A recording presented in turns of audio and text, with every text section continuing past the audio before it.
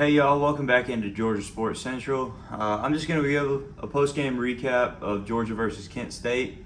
This game did not go how I was expecting it to. I don't think it went how anybody was really expecting it to. Unfortunately, Georgia played their worst game to this point of the season. Stanford, we struggled a little bit on offense, but we still shut them out. Today, we played horrible in the first half. Played a little bit better in the second half, but still not great. We ended up giving up 3 turnovers on the day after no turnovers through the first 3 weeks. We did have a pick at the end by Chris Smith, and we were able to ice away the game there at the end, just running the ball. Kent State couldn't stop us. That was encouraging to see. I would have rather seen another score, but it was encouraging to see us be able to just put the ball on the ground and end the game. That's something we're probably going to need to do later on in the season. But this game shows Georgia does have weakness and vulnerability.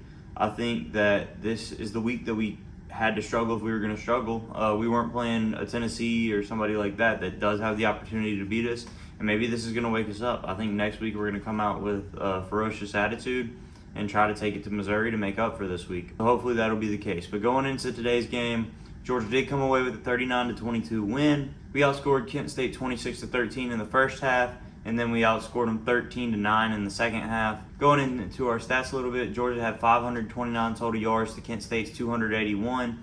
That's still, we're putting up more than 500 yards of offense every game.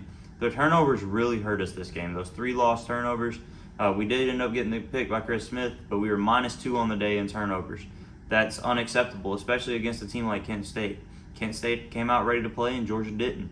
Kent State had people going down the sidelines, gashing us. They were able to make a couple methodical drives. Georgia did stand up at the goal line once, but then the next drive they gave up a touchdown. We just got to get better. This game was unacceptable by Georgia standard, and I wouldn't be surprised at all if Georgia's not #1 going into next week. So player-specific stats. Stetson Bennett was 27-36, throwing for 272 yards. However, he didn't throw a touchdown this week. He threw a pick. That's going to hurt going forward. Brock Bowers had 2 rushes for 77 yards. He had a 75-yard end around to start the game for a touchdown, and then he also had an end around for a 2-yard gain for a touchdown there towards the end. He also had 5 receptions for 60 yards. Didn't get in through the air, but he had an overall great game. That's another 137 all-purpose yards for Brock. He's still looking strong as ever, and he's just a sophomore. Coming off a shoulder injury, he made outstanding catches going up, making some great grabs. He looks amazing as always.